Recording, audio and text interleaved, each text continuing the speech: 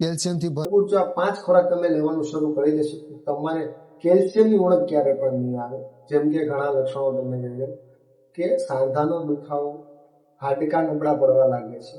હવે કયો ખોરાક લેવો? તો કે એમાં છે દૂધ અને દહીં એ સર્વશ્રેષ્ઠ છે. બીજા નંબરમાં નાચણી, જેને રાગી તરીકે પણ ઓળખાય છે. અનાજ માટે કેલ્શિયમ ખૂબ જ સારું આપે છે.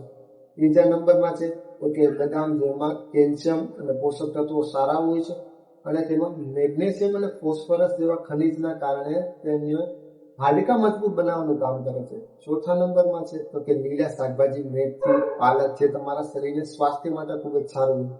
પાંચમા નંબરની વાત કરીએ તો કે એ છે તલ, જે તમે કાળા અથવા વ્હાઈટ બેમાંથી કોઈ પણ લઈ શકો છો, જે થોડીક માત્રામાં પણ વધારે કેલ્શિયમ આપે છે.